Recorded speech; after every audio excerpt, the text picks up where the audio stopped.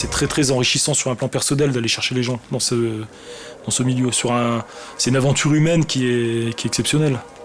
Donc j'ai encore la foi, j'y crois toujours.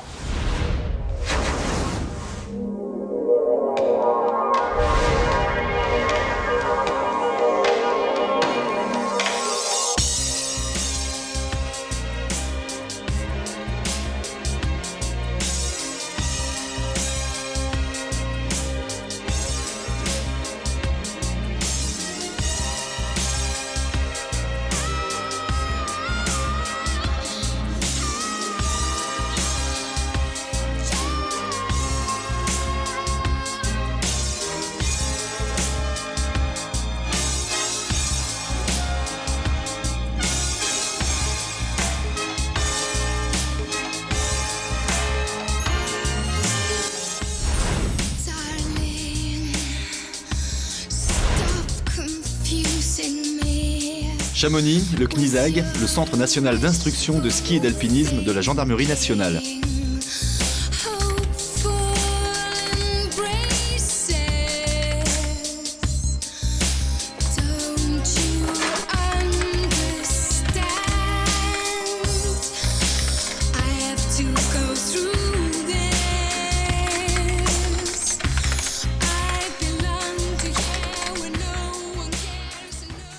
Des gendarmes viennent ici suivre un stage de spécialisation de secours en montagne. C'est leur dernière session de formation et les circonstances sont un peu particulières. L'un des stagiaires est mort en entraînement dans une avalanche quelques jours auparavant.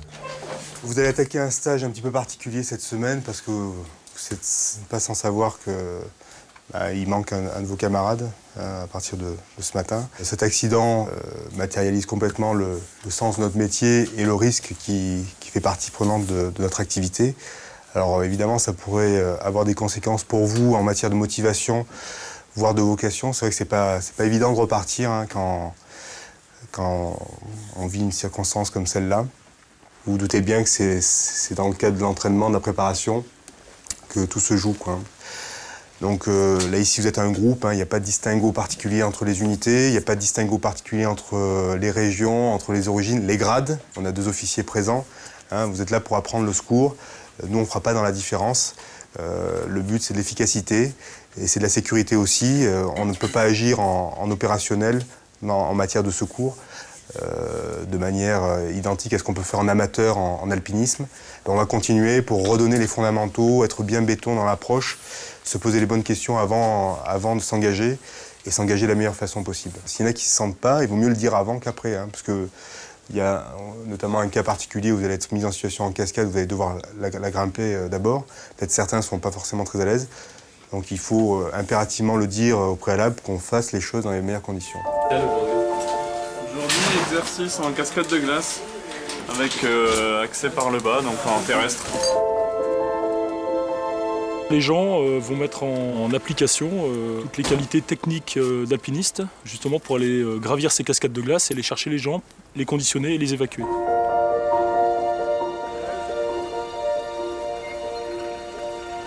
J'habitais là dans une vallée montagne avec une mère qui était passionnée de montagne. Puis après, c'est vrai qu'elle m'a un peu obligé à faire l'escalade.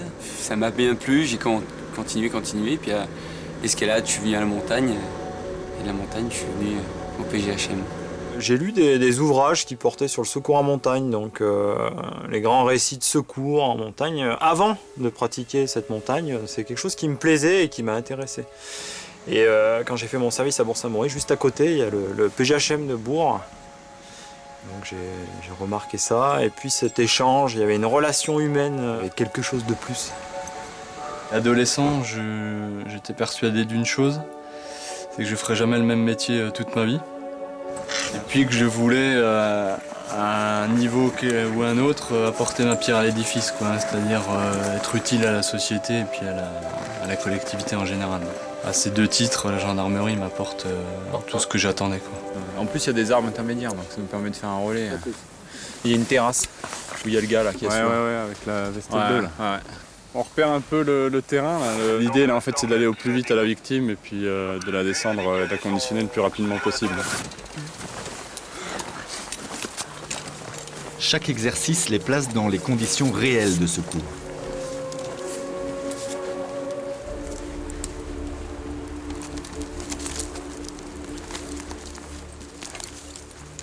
Le scénario est en place, Jonathan joue le rôle de la victime, un formateur celui de son compagnon, Olivier et Mathieu organisent la mission. Qu'est-ce qui vous arrive?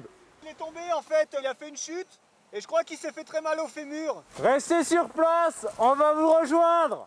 Tu sais assurer? Ouais, tu as mis assurer. Tu pratiques, t'en as déjà fait, non? Ouais, pas de la cascade, mais je fais de l'escalade.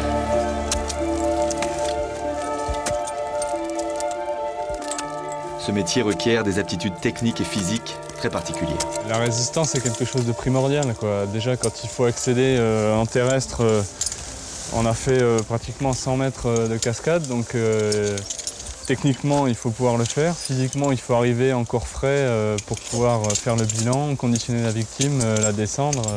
De toute façon, il faut quand même avoir une certaine expérience dans le milieu montagne, escalade, glace. Enfin, c'est assez complet, hein. Que ce soit ski et tout le milieu. On ne peut pas arriver comme ça et se dire je vais rentrer au PGHM. Il faut avoir une certaine connaissance du milieu, mais ça s'acquiert assez rapidement si on est motivé. C'est plus en fait fatigant, pas physiquement, mais nerveusement pour restituer bien, rapidement, dans le temps de la manip et tout. En fait, ça c'est le plus pénible qu'on ait, quoi. Sur l'exercice, les dangers, c'est les mêmes qu'en réel, quoi. Je veux dire, on a le copain qui est au milieu de la cascade de glace, il faut les chercher en faisant les bonnes manips de corde, on peut pas se permettre de faire une seule erreur du niveau sécurité.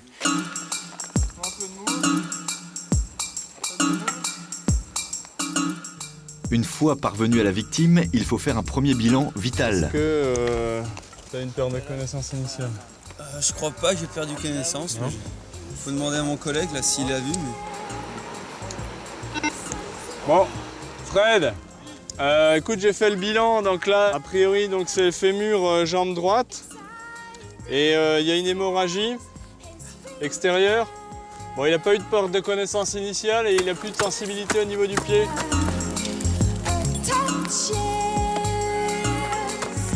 Il n'y a peut-être pas la petite touche d'adrénaline qu'on a quand c'est vraiment un vrai secours, mais je dirais qu'elle est remplacée par la pression qu'on a vis-à-vis du regard des instructeurs. Étape suivante, conditionner la victime, tout ça sous la pression du regard des formateurs. Je peux le défaire, hein, il est plus sur... Ouais. Pourquoi vous n'utilisez pas cette corde là, regarde? Mais... Ouais. Il y a une super moulinette au-dessus là, vous avez qu'à... Pourquoi tu te fous pas attention là-dessus? Non mais... Ça normalement ça y est ou pas? Ouais. Bah ouais, il y est la corde. L'option des formateurs, ça a été de les faire un peu... de les confronter à la difficulté. La victime avait un fémur cassé, ce qui peut arriver dans ce genre de terrain. Donc ils lui ont posé un KED. Le KED est un corset d'immobilisation. Mais ça ne suffit pas à transporter un blessé comme ça. Donc là, leur manip, elle est complètement ratée, quoi. Le KED, c'est très bien. On mobilise la victime et ensuite on la conditionne dans une perche. Une perche Peggy-Lem, c'est une sorte de brancard rigide qui permet de descendre la victime à plat et dans des conditions pas confortables, mais plus acceptables pour elle. Notre mission dans ce secours en montagne, c'est bien le secours à la victime. Donc là, leur manip, c'est zéro, donc ils vont recommencer. On va refaire partir le thème depuis la terrasse où on est.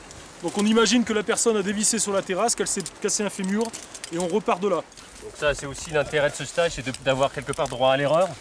Ah bah oui, on est là pour ça de toute façon. Hein. Là, c'était plus une incompréhension qu'une erreur. On peut pas faire de stage parfait où toutes les manœuvres sont impeccables, nickel, et où il n'y a rien à redire. À la limite, on passerait à côté de l'objectif recherché, savoir se former et puis apprendre. Dis-moi toute la neige qu'il y a sur le dossier au-dessus là, regarde comment c'est foutu, regarde s'il y a un deuxième split, regarde si c'est un piton. Faites quelque chose de propre quoi. Là vous allez mouliner la victime là-dessus là. Faut faire un. Déjà le split c'est un vieux split, donc mettez au moins quelque chose de correct quoi. Voilà, tu prends ton maillon et tu refais une biangulation avec le maillon et la corde violette. Et il recommence l'opération, la priorité c'est écouter et rassurer la victime. Pas forcément bien mis au bon endroit, donc tu remontes. Qu'est-ce qui vous est arrivé là? Là j'ai fait une chute là en tête, je suis tombé sur la jambe droite là, je peux plus la bouger là. Ouais, d'accord. Ça me bouge pas la tête. Ça vous fait mal là? Ah là j'ai une grosse douleur. douleur. À ce niveau? Ouais. Là c'est la terre. C'est grave ou pas là? Non, il n'y a rien de... On va vous évacuer, il n'y a pas de problème. Ah je peux me relever alors? Ah, tout de suite, on va vous conditionner, on va vous poser un collier cervical déjà. Ah, j'ai froid en plus. Vous mettre dans le KED, qui vous permettra d'être maintenu. Et ensuite, dans la perche. En fait, l'important pour la victime, c'est de la rassurer. C'est sûr que c'est un choc, l'accident. Ce qui est important pour elle, c'est de savoir ce qu'on est en train de lui faire, ce qu'elle va devenir, où est-ce qu'on va éventuellement l'évacuer et combien de temps ça va durer. Donc il faut un contact permanent et essayer de ne pas être alarmiste, surtout. Il est important de jouer le rôle de la victime parce qu'on arrive à sentir les sensations que les secouristes exécutent sur nous. Pour sentir ce qu'on fait à la victime lorsqu'on intervient sur elle. Attention pour lever. Lever. Et nous, on ressent ce que la victime après elle peut ressentir. Si on fait des mouvements trop brusques ou alors si on est vraiment bien, on se dit ben voilà, c'est ce qu'il faut reproduire dans la réalité. C'est la victime qui commande, c'est tout un tas de paramètres, de facteurs qui rentrent en jeu, qui vont faire qu'on ne parle pas de timing, quoi. Vous voyez, c'est sûr, on va essayer d'aller au plus vite, mais il faut penser au confort, il faut penser à la sécurité, il y a plein de choses qui rentrent en compte. C'est bon. C'est bon, Mathieu? Eh ben allez, si c'est bon pour toi, Olivier, on lance. Jonathan connaît bien le rôle de la victime puisqu'il a été lui-même secouru avant d'être gendarme.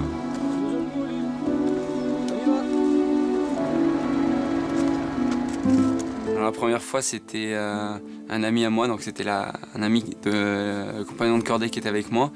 Il a eu un malaise dû sûrement à l'indigestion de l'eau qu'on avait bu en glacier.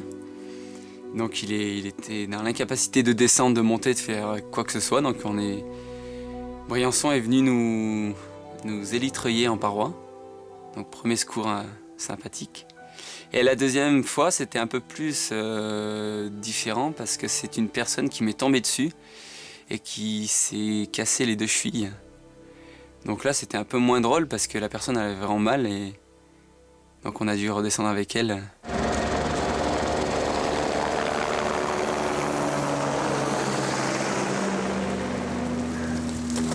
Le fait d'avoir été secouru par le PGHM et le CRS a confirmé mes choix pour y rentrer parce que c'est les voir travailler et venir me chercher moi. Je me suis dit un jour, ça sera moi qui ferai le même boulot qu'eux. C'est ça qui me plaisait. Que ce soit dans le travail ou bien en repos, on est des passionnés, quoi. On peut pas faire le distinguo entre les deux. On n'arrête pas, quoi. Plus on sort en montagne et plus on est à l'aise dans nos secours, quoi. S'il faut aller chercher quelqu'un en glace, si les mecs sortent pas en glace, ils peuvent pas y chercher, ils vont pas être à l'aise pour aller en glace. Là, nous, déjà, on se fait plaisir parce que c'est notre passion. Et en plus, on s'en rend compte que dans le métier, on est beaucoup plus efficace. Et à partir du moment où on fait un peu de glace, on fait un peu de rocher, on fait un peu de... Et puis de la montagne, quoi. Bidouiller en montagne, des choses qui sont pas aseptisées, bah, c'est là qu'on va apprendre le boulot, de toute manière. Si on y allait la veille, en repos, et le lendemain, il y a un secours qui pète dedans, quoi. Eh ben, on est 2 fois plus serein, parce qu'on y était la veille, on connaît les conditions. Ouais, on sait où sont les relais, on sait où sont les relais. Les retraites possibles et tout ça. Une passion qui ne laisse pas beaucoup de temps. On a à peine eu le temps de se doucher, là, puis on est en cours à nouveau pour voir le plan d'intervention et de déclenchement des avalanches. Lorsqu'on va en hors-piste, on y va à ses risques et périls. Tout comme dans le domaine de la montagne. En fait, on n'a pas trop le temps de voir les journées passer, et puis c'est vrai qu'on est toujours dans l'action, on est dans le mouvement, c'est aussi ce qui nous intéresse, quoi. C'est aussi ce qu'on recherche en venant en spécialité, hein, c'est évident. La constante, c'est que les gens, pour faire ce métier, ils sont ultra motivés, c'est sûr, parce que quand ils arrivent à ce stage secours, ils ont déjà passé beaucoup d'épreuves pour en arriver là. Ça s'est pas fait tout seul. On ne rentre pas dans les unités de secours en montagne par hasard. Ça demande beaucoup de travail. Les exercices s'enchaînent et malgré l'expérience, la peur est toujours présente. À force de voir des situations, à force de sortir en montagne, à force de côtoyer des exercices ou des voies de plus en plus dures, on apprend à prendre sur soi, on apprend à maîtriser ce stress, on apprend à le rendre utile. Et c'est un long cheminement, c'est quelque chose qui est pas acquis d'avance.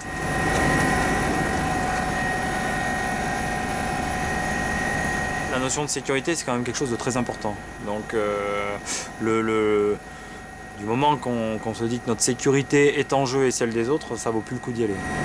Si c'est pour mettre tout le monde au tas, pour aller chercher une personne, bon, le but, il n'est pas là. La finalité du métier, elle n'est pas là.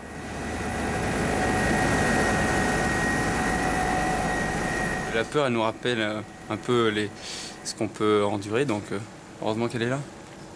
On va dire qu'elle est là, on arrive à force à la doser avec l'expérience, mais elle est là, elle est encore là. Celui qui n'a pas peur, c'est celui qui est inconscient. Celui qui n'a pas peur, c'est qu'il va prendre trop de risques. Et vu qu'on ne travaille jamais seul, ça fait des risques pour soi et pour les autres.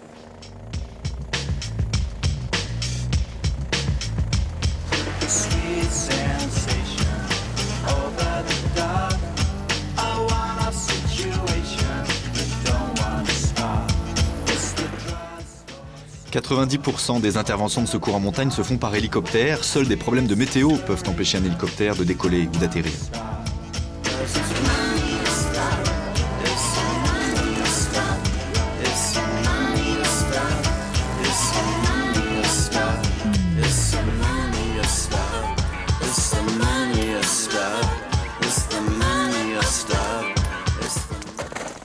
Nous sommes à 2000 mètres. La cascade est longue de 200 mètres. Cette fois, c'est Jonathan qui descend chercher la victime.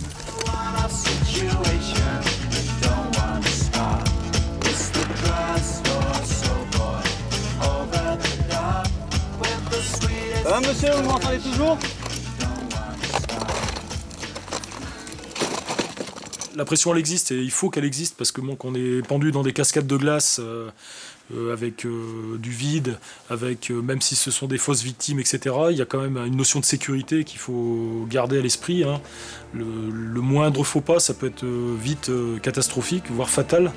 Là, pour l'instant, je l'ai vaché, je l'ai vaché à moi. Ouais.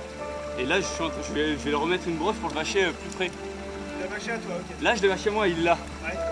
Voilà, donc je l'ai vaché au début, j'avais vaché la perche, mais elle tient pas toute seule, quoi. Les stagiaires ont quand même cette pression du milieu et il faut qu'ils l'aient. Hein. Il faut que ce soit une pression positive. Ne vous inquiétez pas, on la descendra en dessous, c'est pas vous qui va monter dessus. Vous, normalement, maintenant, vous n'avez plus rien à faire. Vous avez juste à vous reposer et vous nous dites si vraiment il y a quelque chose qui va pas. D'accord. Le haut, c'est bon. Pourquoi on a cette sensibilité? Parce qu'on a vécu des moments difficiles en montagne, du fait qu'on soit tous guides de haute montagne, qu'on a une liste de courses, qu'on vit dans ce milieu, et on sait très bien qu'on a tous vécu un jour une situation de détresse. On sait que c'est difficile à vivre et que ça peut être fatal, et qu'on attend beaucoup des gens qui viennent nous chercher, quoi. On a tous été plus ou moins un jour dans la situation de la victime ou en passe de l'être. Et on sait à quel point c'est important d'attendre un secours. Et du côté sauveteur, c'est très très enrichissant sur un plan personnel d'aller chercher les gens. C'est une aventure humaine qui est exceptionnelle. Donc j'ai encore la foi, j'y crois toujours. C'est pour ça que je fais toujours ce métier. Le jour où j'aurais vraiment trop peur, ou j'aurais plus vraiment le goût d'aller chercher les gens, je ferai autre chose. Je pense que j'arrive à transmettre ce message à mes stagiaires. La victime est remontée, mais le temps se couvre. L'hélicoptère va essayer de passer, mais il ne pourra certainement pas. Il faudra reconfigurer la mission, descendre à pied et de nuit. Le problème, c'est qu'après c'est soudé, on ne peut pas repasser dessous. Si on est au-dessus, on est obligé de trouver une des aides au-dessus des nuages et puis d'attendre de retrouver un trou pour retrouver le contact du sol pour venir ici. Et tant qu'on n'a pas la vision du sol, on ne descend pas. Et on descend comment si vous ne voulez pas? À pied.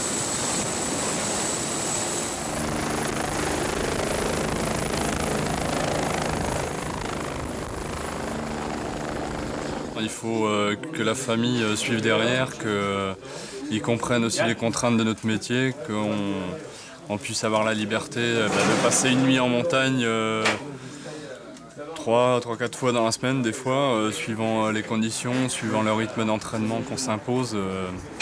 On rentre des fois tard le soir sans forcément prévenir, il peut nous arriver un pépin. Bloquer un rappel dans une descente, terminer à la frontale sans pouvoir joindre la famille, donc des fois nos femmes s'inquiètent. C'est vrai que c'est un stress supplémentaire, mais on essaie de les rassurer, de leur expliquer que c'est notre passion, que c'est les contraintes, et elles arrivent à le comprendre assez bien. J'ai la chance de faire un métier en plus où je travaille en montagne, où je vis ma passion, donc ça c'est un privilège énorme. C'est une chance énorme de pouvoir faire un métier passion, on va dire.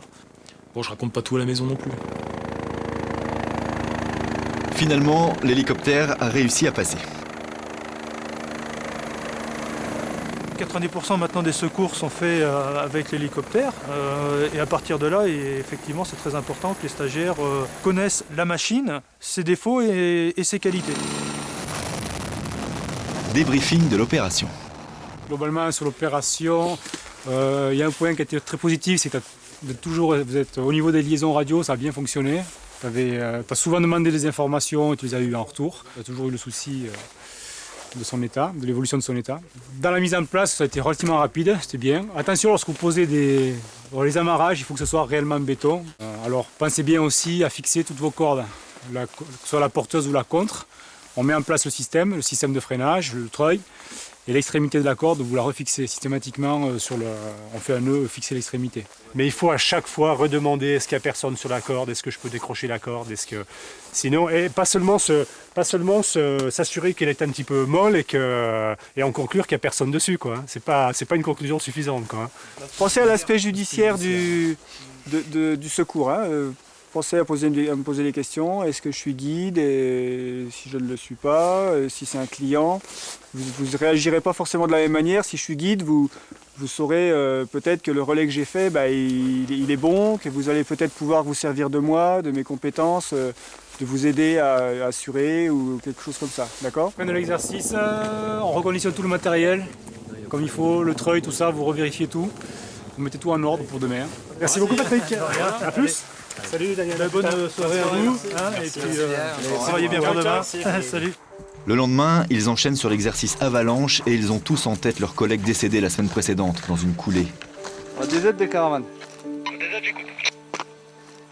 Donc les 3 secouristes avec le chien, on est sur les lieux. Donc il y a 2 coulées bien distinctes. On lance la recherche du chien, la recherche Arva, mais il nous faut du monde assez rapidement en réserve.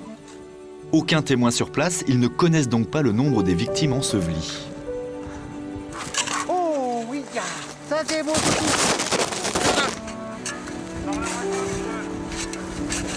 Vous m'entendez, monsieur? Il a quoi? Il a rien? T'as mal quelque part? Moi? Pas une perte de connaissance? Chef d'opération, affirmatif, je continue à protéger. Victime indemne. Vous étiez combien sur place? On est 4. Vous êtes 4? D'accord. Ouais, tu veux que je le dise? Donc pour tous les stagiaires CNISAG, en arrivant sur la zone, vous éteignez les Arvas. Plusieurs méthodes de recherche, le chien, mais aussi le sondage minutieux de la zone. Sondez.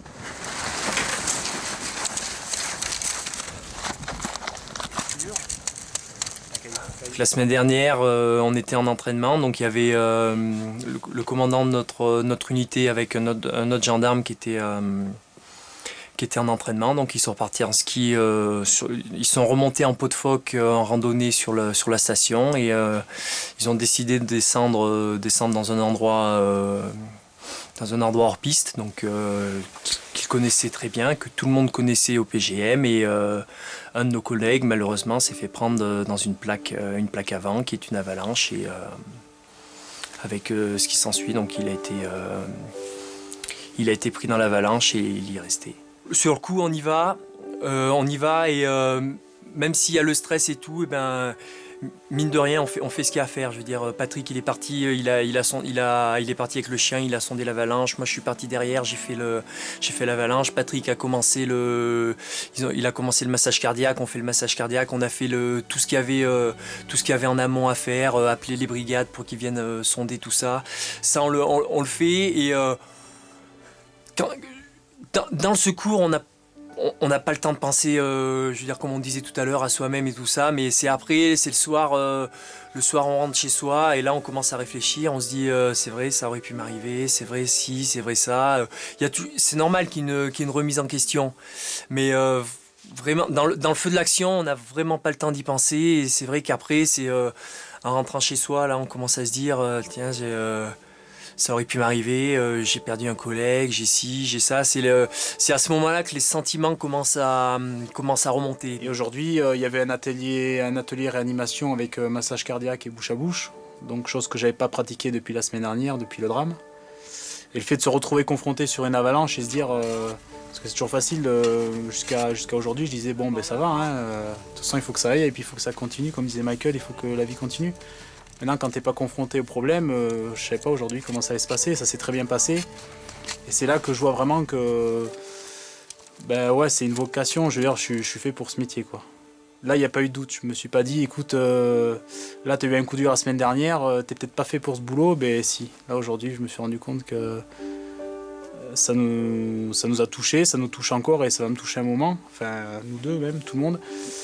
Mais voilà, moi ce boulot je l'aime et ça me donne encore plus envie de me donner à fond pour sauver les gens, quoi.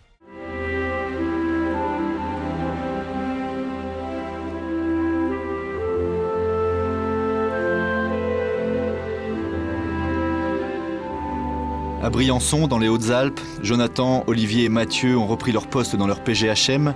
1 mois après le stage, ils sont encore marqués par l'accident.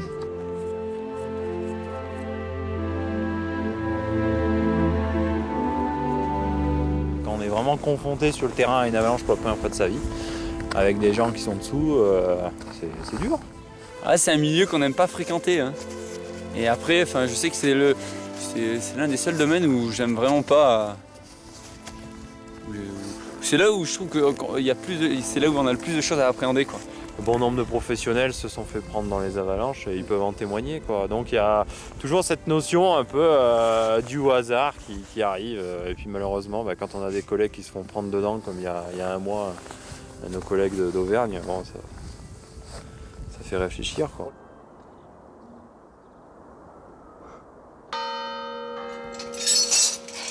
Une alerte vient tout juste de leur parvenir, un accident grave. Et oui, un accident en cascade de glace. Et pas beaucoup de précision, mais a priori sur l'état d'une victime, blessée très très gravement. En 2 minutes, ils sont prêts à intervenir.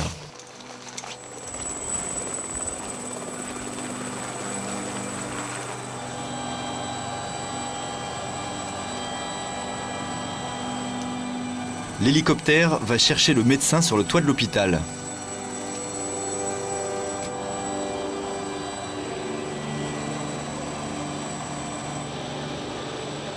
Donc là, on se rend sur les lieux et en même temps, il y a l'équipe de permanence à la DZ qui part. L'adrénaline, en fait, le stress, c'est pas d'avoir un peu tous les éléments en main, l'état de la victime, le lieu précis. Voilà, c'est ces éléments qui nous manquent, qui font un peu le stress, mais non, sinon ça va. Elle est là, tu sais, à la grande gorge chez la grande, ce que tu vois à droite là, tu vois. Il t'a dit au pied de la cascade qui était. Au pied.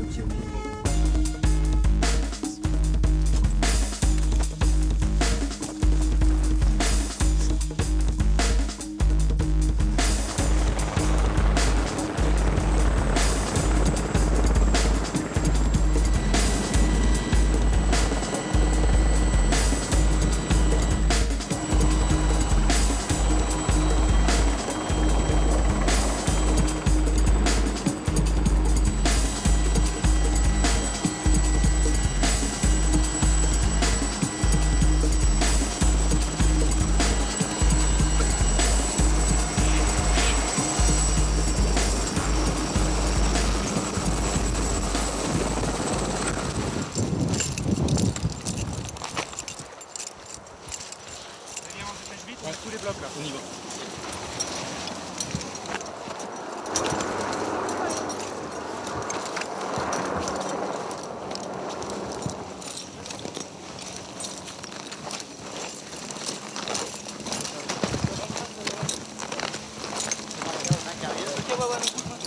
L'accident s'est produit 10 minutes plus tôt. Une colonne de glace s'est décrochée en emportant avec elle une jeune femme grecque. Ses compagnons de cordée ont donné l'alerte. Ils sont à côté d'elle. Voilà, non, un tube là. Son état est très critique. Le médecin met tout en œuvre immédiatement. Massage cardiaque, intubation, électrochoc. Non, pour l'instant, je reste là. Parce que les premiers matériaux, je reste là.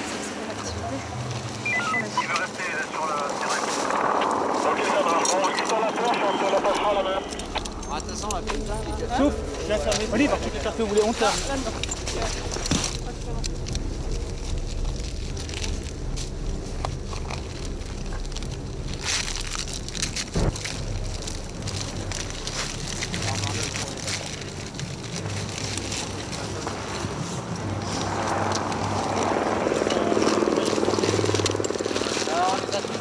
Oxygène. Ouais. Oxygène là. T'as une vanne ou pas? Côté 3 fois déjà.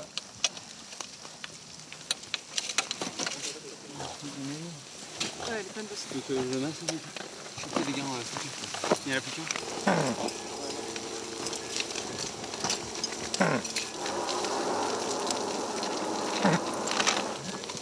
Bon, l'image, la caravane. Il y a un autre blessé là-bas. Il y a un autre blessé là-bas. Honoré! Olivier part donc sur un autre blessé, signalé à une centaine de mètres de là. Ça fait combien là? Ça fait 1 minute. Il y a une rupture d'un gros vêtement. Je prends ça et on me donne doucement. rester confortablement assis là. Ouais, ça va. T'as mal à l'épaule? T'es tombé ou pas? En fait, Tu sens ton pied? Ouais. tu restes tout seul là-bas? Reste bien au chaud, c'est pas... Affirmatif. On va juste soulever la jambe tranquille derrière et nous on met la tête. C'est bon là. C'est bon? Allez, 1, 2 et 3. En fait, il y a eu une grosse stalactite qui a été suspendue en haut de la paroi, qui s'est décrochée et qui s'est complètement disloquée sur une vire en portant un peu de neige. Et donc une avalanche de neige et de glaçons, de gros blocs de glaçons nous ont emportés. Moi j'étais pris dans le flot et puis j'ai été blagoulé dans les gros blocs. Et donc c'est pour ça que je suis mâché de partout. À ce moment-là, mon compagnon était en retrait. Il a eu le temps de se mettre sous la paroi. Moi, mal à l'épaule aussi? Ouais, à l'épaule, ouais, j'étais un peu mâché. Il y avait d'autres cordées, notamment une cordée de grec. Et la fille était sur la paroi en train de grimper et elle a été emportée. Qu'est-ce qu'elle a? Je sais pas. Ouais, il me faut la perche parce qu'il a une suspicion au niveau de l'épaule gauche aussi, fracture ou... Ouais, bien reçu, merci. Arrête. Masse.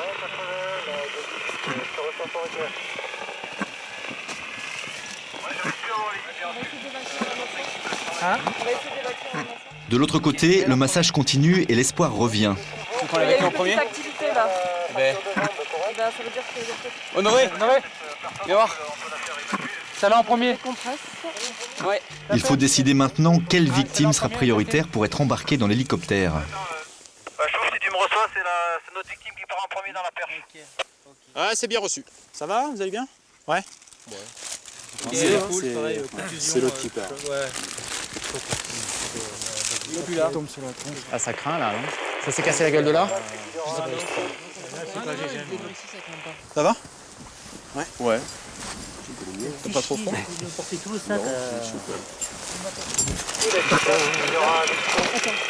Ah, laisse, attends. Tu nous confirmes, on va être pris en premier, c'est là? On va regarder. Ouais. Ok. Honoré, Il va être obligé de troyer peut-être là. tu l'as... Non, on l'a montré là-haut, autrement. Tu veux qu'on la monte là-haut? Mais là-haut, On prépare la était perche super haut quoi.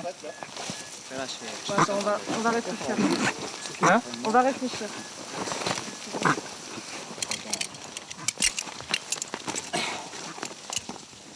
Adrénaline. Already. Already. Bon, l'image, écoute. Alors, attends. Ouais, alors dis-moi tout, comment on va faire pour l'instant, on attend un petit peu parce qu'à nouveau, notre première victime, a priori, donc on me dit dans 10 minutes. Attends, je confirme, parce que là, il y a des reprises d'activité sur la première victime, donc je sais pas si... Les retours, il y en a sur la première victime. On attend pour la première victime. Non, mais c'est bon, tenir la deuxième victime, c'est pas urgent. Ça va faire ça. Son état est bon. Donc là... Le dos, ça va le dos? Le dos? Dans le grillage, mais bon. Non, mais de toute façon, elle se vide et elle a un tubé. Et elle a un peu spontané ou pas du tout? Elle a eu une activité pendant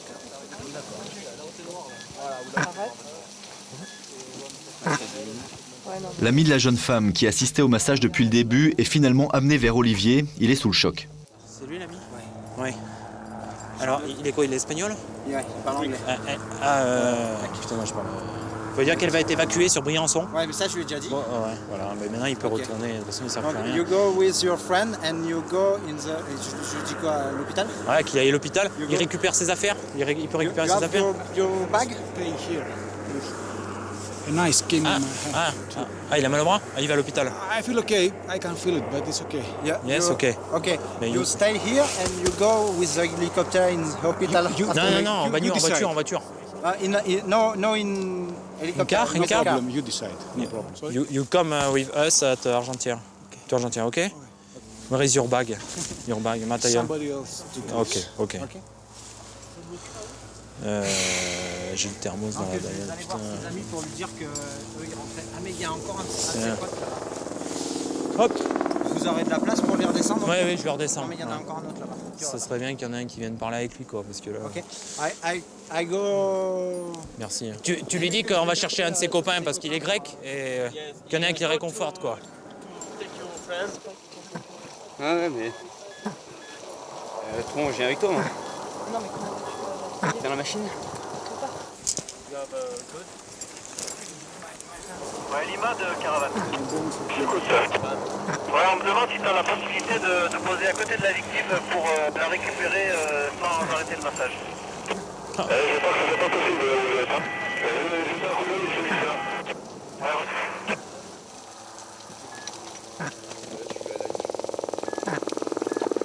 Tu vas transporter sur la matrice, on arrête. Si elle n'a pas d'activité, elle n'a pas d'activité. Non, on n'a pas encore 5 minutes et après on arrête. Bravo Lima de Caravane. Allez, je t'écoute. Ouais, donc là, on attend encore 10 minutes. On travaille entre la victime et après on arrête. Ok, ok. Arrête.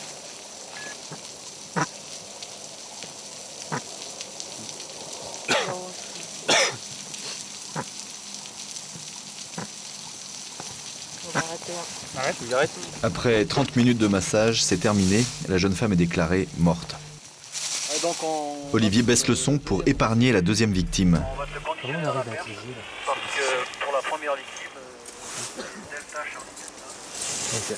On va te foutre dans la perche et puis... Quand te laisse là, on peut reprendre demain. Hein? Voilà. Ça va? Oui, et toi? Ouais.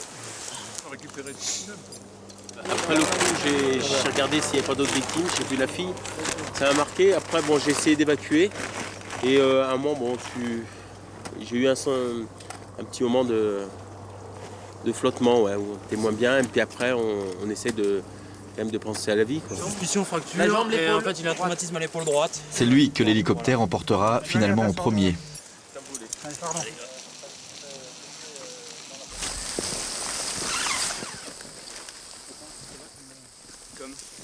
Donc on t'évacue par électroyage. On va te sangler comme une grosse saucisse de Toulouse. C'est comment ton prénom? Olivier. D'accord, merci Olivier. De rien. Hein. Ça te tire pas le câble, les épaules, c'est bon?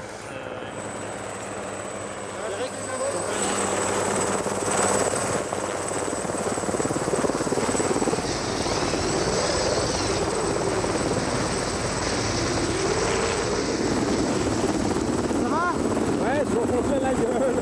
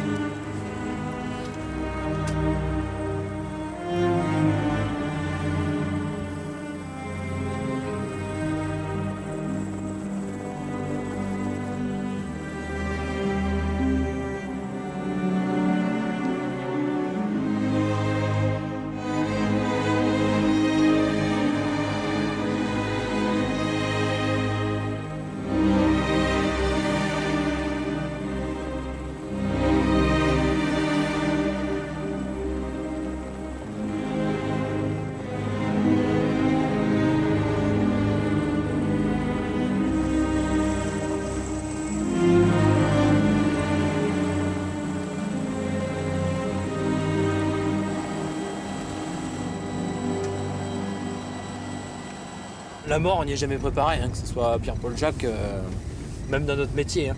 On le sait qu'on va être confronté à ce genre de choses, mais c'est pas évident, quoi. Hein. C'est mon premier mort, c'est bon. Enfin, comment dire? Non, je peux pas exprimer ce que je ressens. Je vois pas trop ce que je ressens pour l'instant. On verra, c'est dans le futur. Mais c'est sûr que là, on n'a pas vu la chute, mais on a vu de toute l'étape à partir de la réanimée jusqu'à la mise dans le sac. Ouais. Et c'est quand même.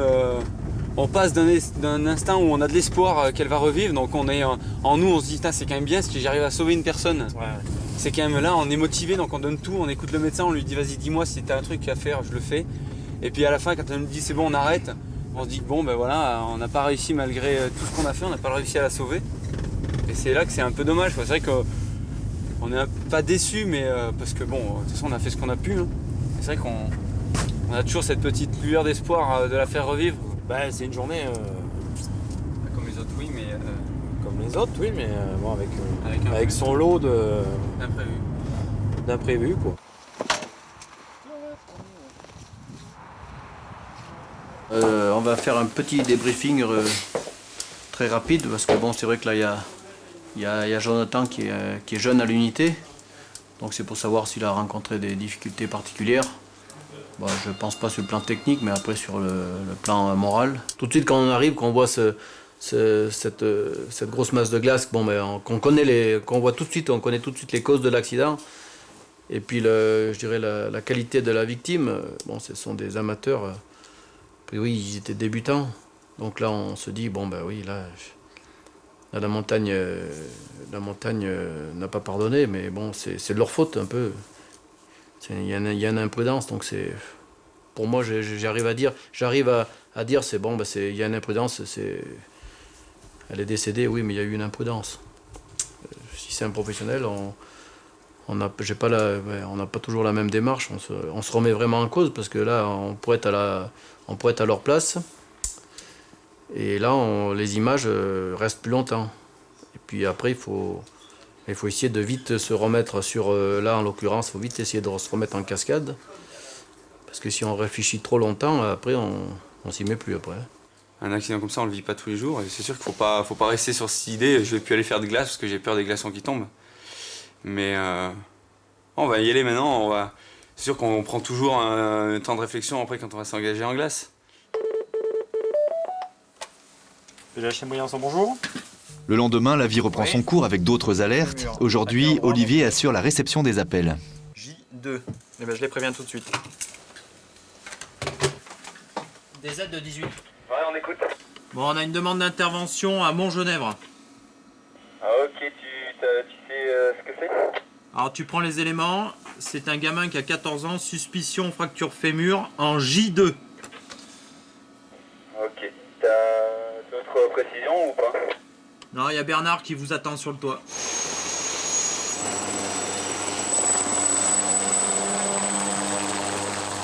C'est ce qu'on recherche, donc de passer de cet état où on fait rien, on patiente, on est bien au chaud dans le canapé, et puis 10 minutes après on est posé dans le froid, au milieu de la neige avec quelqu'un qui est blessé.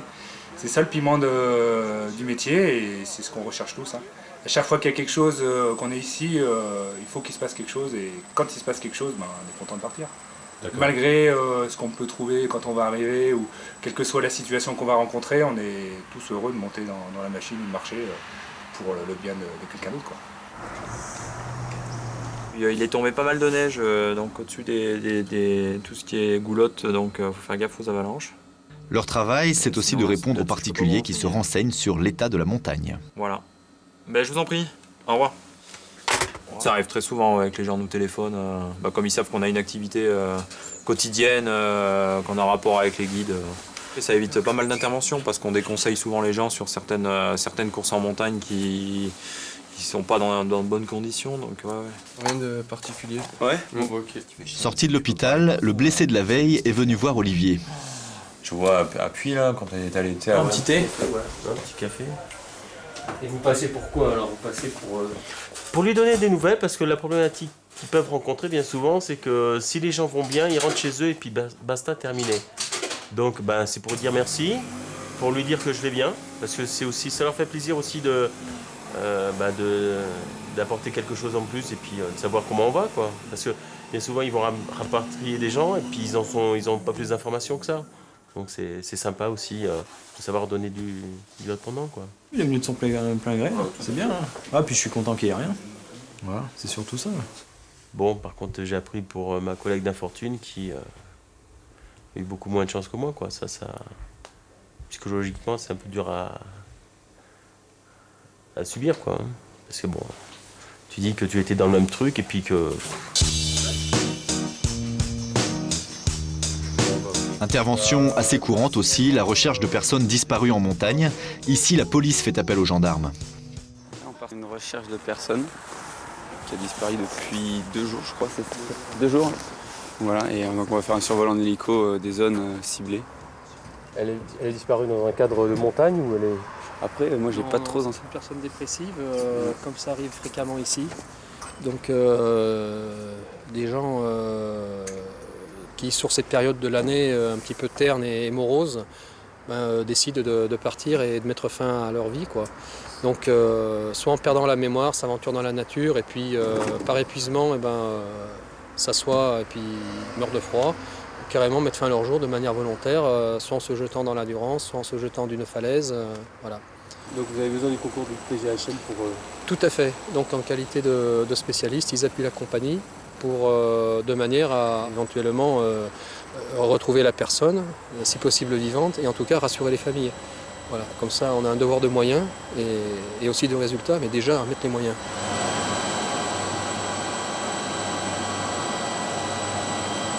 Cette personne ne sera retrouvée que 15 jours plus tard, décédée. Des aides pour 18 ? Oh, t'écoutes? Ouais, c'est pour une demande de secours sur la Grave. Les mécanos et pilotes sont encore avec vous? Ouais, fermez-y, je vais aller les voir. Donc c'est pour une personne, une dame de 40 ans qui se plaint d'un mal au genou. Alerte donnée par le patrouilleur. Et donc elle se trouve en D9, Delta 9.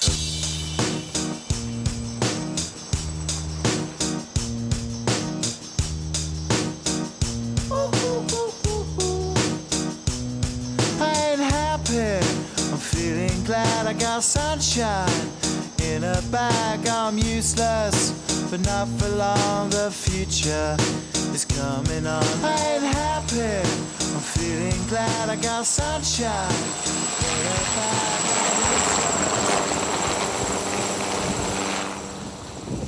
Bon alors, qu'est-ce qui s'est passé? Je suis tombée.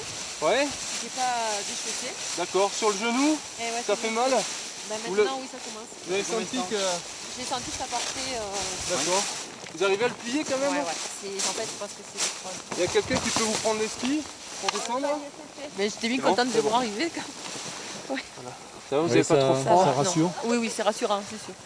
Tu pourras aller avertir les collègues. On va vous monter tout à la machine. Ils vont vous monter et vous allez venir vous caler sur moi. On va vous prendre sous les bras. Et puis une fois que vous serez dans la machine, vous aidez avec votre jambe valide, vous êtes assise dans la machine. Donc mettez bien votre écharpe sur le visage, là, ça vous protégera toujours de la neige. Là c'est des interventions qu'on aime bien, quoi. Ouais. Pourquoi tu aimes ce genre d'intervention? Parce que ça se finit bien. Ouais. C'est bien pour la personne, en plus elle est joyeuse. Malgré les circonstances, elle a le sourire aux lèvres, c'est quand même agréable. Ouais.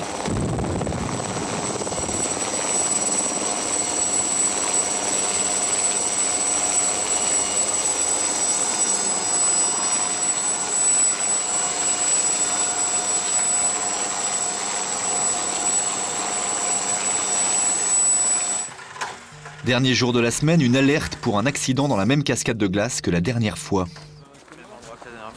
Ah ouais? Le même genre d'accident qu'avant-hier, donc chute de glace sur des grimpeurs qui étaient au pied des cascades, quoi. Au même endroit, tu disais? Ouais, pratiquement au même endroit, voilà. Ça fait quoi de repartir sur la même chose? Bah, ça fait des boulots, quoi. Écoute. Bon, les terrestres sont prévenus, on va être sur place.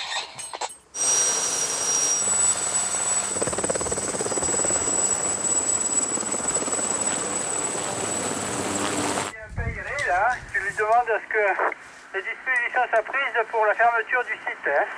Je veux que ce soit fait dans la matinée. Ah bah je l'appelle de suite. Vous voulez appeler le sous-préfet? Je vais appeler l'officier de permanence là. Ouais, tiens. Mais on a un peu plus d'éléments, non? Apparemment là les CRS nous ont rappelé, donc dès qu'ils étaient sur place, il y avait un médecin qui était dessus, la personne, donc ils l'ont déclaré décédée. Et avant que notre équipe arrive, ils l'ont déjà déclaré décédé. Oui, Gérard. Bravo Lima de Caravane. Oui, c'est PH de Briançon là. Je t'appelle pour te dire... Ouais, c'est bon.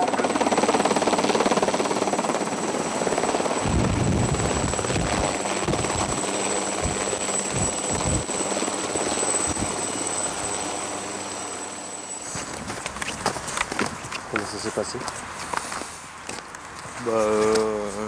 L'accident en lui-même, c'est à peu près le même scénario que l'autre jour, sauf que là, c'est des gens qui traversaient en bas, qui n'étaient même pas encore équipés, pas de casque sur la tête, et il y a une grosse chandelle qui est partie du haut.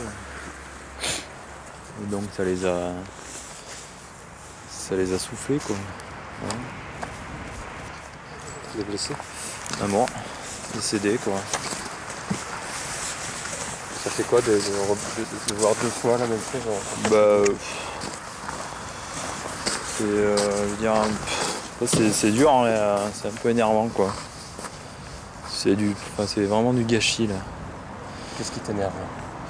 Ce qui m'énerve, c'est que le site était fermé suite à ce qui s'est passé la dernière fois. Donc c'est quelqu'un d'inconscient, tu penses?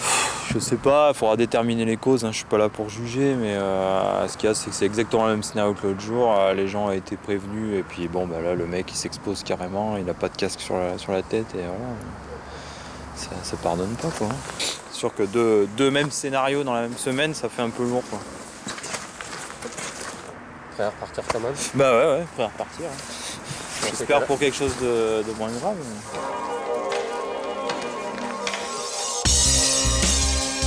Olivier, Jonathan, Mathieu et tous les gendarmes de Chamonix et de Briançon ont souhaité dédier ce film à Manu, leur collègue du PGM de Murat.